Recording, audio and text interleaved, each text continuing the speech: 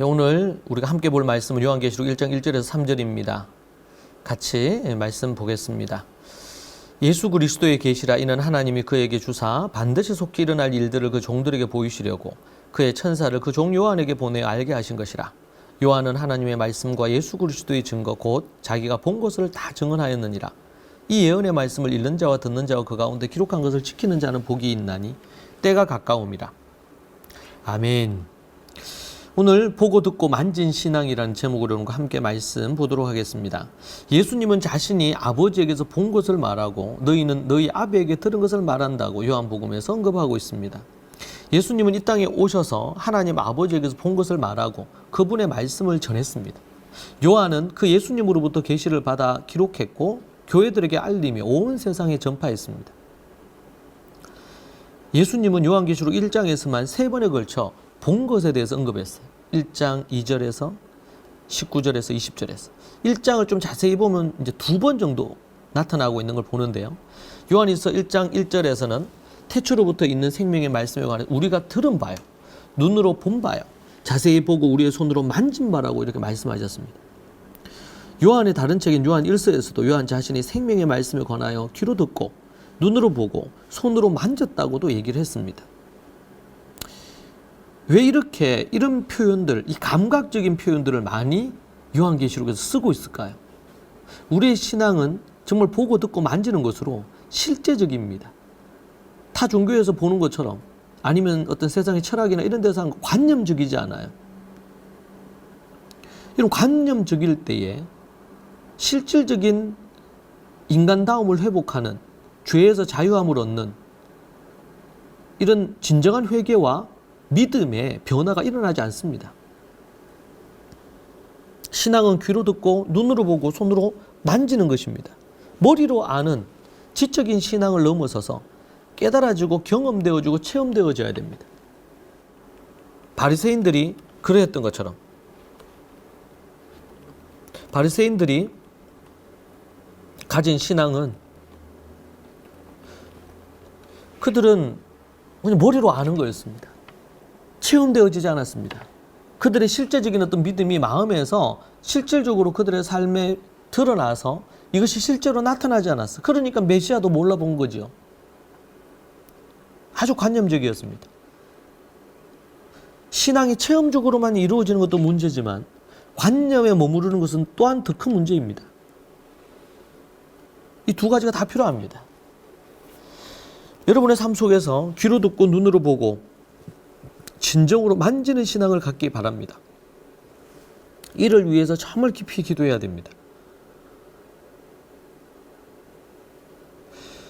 정말 하나님 앞에 은밀하고 기이한 일들을 보여주시기를 부르짖어야 됩니다.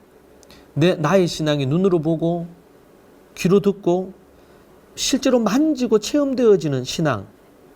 1장 3절에서도 언급한 것처럼 읽고 듣고 지켜 행하는 신앙. 여기까지 가야 됩니다. 듣고 읽기만 하는 신앙에 머물게 되면 그 신앙은 온전치 못합니다. 지켜 행할 때 우리의 신앙은 비로소 온전한 신앙의 첫 출발을 하게 됩니다.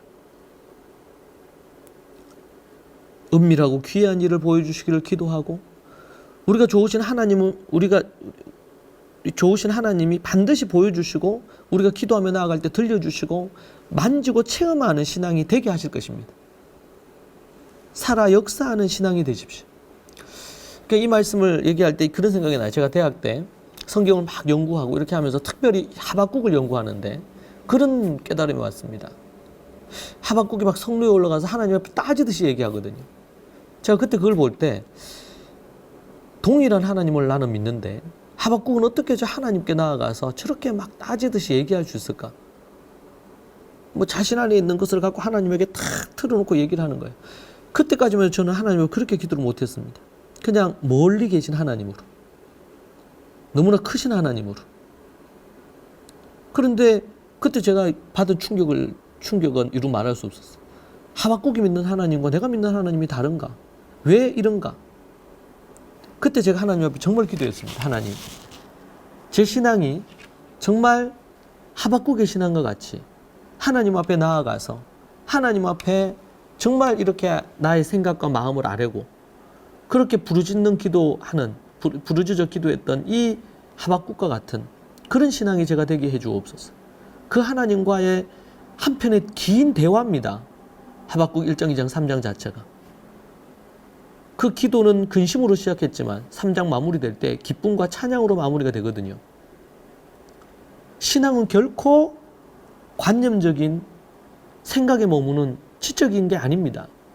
실제로 그 하나님을 체험하고 경험하고 누리고 만지고 때로는 그 하나님께 얘기하고 대화하고 음성을 듣고 때로는 이해가 안 될 때 그 하나님께 질문하고 때로는 하박국이 그랬던 것처럼 어떻게 하나님 앞에 먼저 기도한 것은 첫 번째 기도는 뭐냐면 이스라엘에게 죄를 범하니 왜 하나님 그냥 두시느냐.